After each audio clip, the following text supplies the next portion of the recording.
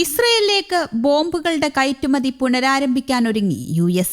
500 pound ബോംബുകളാണ് ഇസ്രയേലിലേക്ക് US കയറ്റുമതി ചെയ്യുക. എന്നാൽ 2000 പൗണ്ട് ബോംബുകളുടെ കയറ്റുമതി തടഞ്ഞ നടപടിയിൽ ബൈഡൻ ഭരണകൂടം പുനഃപരിശോധന നടത്തിയേക്കില്ല. ഗാസയിലെ ജനസാന്ദ്രത കൂടിയ മേഖലകളിൽ ബോംബുകൾ പ്രയോഗിക്കുമെന്ന ആശങ്കയാണ് ഇതിന് പിന്നിലെന്ന് US ഭരണകൂടം വിശദീകരിച്ചു. കൂടുതൽ ശക്തിയേറിയ 2000 പൗണ്ട് ബോംബുകൾ കയറ്റുമതി ചെയ്താൽ അത് റഫേൽ ഉൾപ്പെടെ ഇസ്രയേൽ പ്രയോഗിക്കുമെന്ന ആശങ്കയുണ്ടെന്ന് പേര് വെളിപ്പെടുത്താൻ ആഗ്രഹിക്കാത്ത US ഉദ്യോഗസ്ഥൻ പറഞ്ഞു. വലിയ സ്ഫോടനമുണ്ടാക്കാൻ കഴിയുന്ന ബോംബുകളാണ് 2000 പൗണ്ടിന്റേത്. കോൺക്രീറ്റിനും മെറ്റലിനും വരെ കനത്ത നാശമുണ്ടാക്കാൻ ബോംബുകൾക്ക് കഴിയും. ഗാസ നഗരമായ റഫേൽ ആക്രമണം നടത്താനുള്ള ഇസ്രയേലിന്റെ നീക്കങ്ങളെ എതിർത്ത് രാജ്യത്തേക്ക് ആയുധങ്ങൾ കയറ്റുമതി ചെയ്യുന്നത് US താൽക്കാലികമായി നിർത്തിയിരുന്നു. 1 ദശലക്ഷത്തിലധികം ആളുകൾ മറ്റെവിടെയും പോകാൻ കഴിയാതെ അഭയം പ്രാപിക്കുന്ന റഫേൽ ഇസ്രയേൽ ഒരു വലിയ ഗ്രൗണ്ട് ഓപ്പറേഷൻ നടത്തേണ്ടതില്ല എന്നാണ് US നിലപാടെന്ന് വിശദീകരിച്ചതിന് പിന്നാലെയാണ് മെയ് മാസത്തിൽ US ആയുധ കയറ്റുമതി നിർത്തിയത്.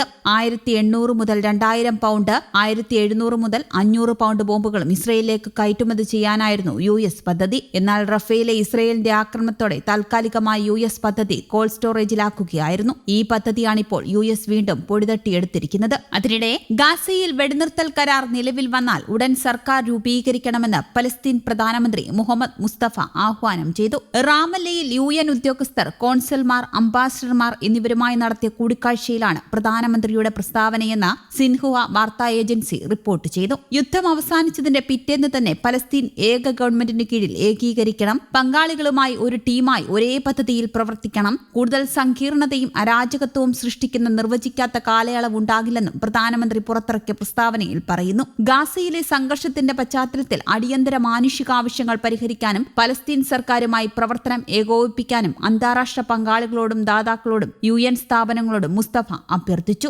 അതിനിടെ ഗാസ വെടിനിർത്തൽ ചർച്ചകൾ പുനരാരംഭിക്കുന്നതിനായി ഈജിപ്ത്, US, ഖത്തർ, ഇസ്രയേൽ എന്നിവിടങ്ങളിൽ നിന്നുള്ള പ്രതിനിധികൾ ബുധനാഴ്ച ദോഹയിൽ യോഗം ചേർന്നിരുന്നു. വെടിനിർത്തൽ ചർച്ചകൾ പുരോഗമിക്കുമ്പോഴും പലസ്തീൻ കൂട്ടക്കൊല തുടർന്ന് ഇസ്രയേൽ ബുധനാഴ്ച പുലർച്ചെ ഇസ്രയേലിന്റെ വ്യോമാക്രമണത്തിൽ 6 കുട്ടികളും 3 സ്ത്രീകളും ഉൾപ്പെടെ 20 പേർ കൊല്ലപ്പെട്ടു. മധ്യ ഗാസയിലെ ദയർ അൽ ബലാഹിൻ ഇസ്രയേൽ സൈന്യം പ്രഖ്യാപിച്ച സുരക്ഷിത മേഖല ഉൾപ്പെട്ട അഭയാർത്ഥി ക്യാമ്പുകളിലായിരുന്നു ബോംബ് വർഷം. വ്യോമാക്രമണത്തിൽ നുസ്രൈത്ത് അഭയാർത്ഥി ക്യാമ്പിലെ 3 വീടുകൾ തകർന്ന് 5 കുട്ടികളടക്കം 12 പേർ കൊല്ലപ്പെട്ടതായി അൽ അക്കസ ആശുപത്രി അധികൃതർ പറഞ്ഞു. മറ്റൊരാക്രമണത്തിൽ 4 പുരുഷന്മാരും 3 സ്ത്രീകളും കുട്ടികളുമാണ് കൊല്ലപ്പെട്ടത്. തെക്കൻ നഗരമായ ഖാൻ യൂനീസിന് സമീപം അഭയാർത്ഥികൾ താമസിക്കുന്ന സ്കൂൾ ആക്രമിച്ചതിന് പിന്നാലെയാണ് ബുധനാഴ്ച പുലർച്ചെയും വ്യോമാക്രമണം തുടർന്നത്.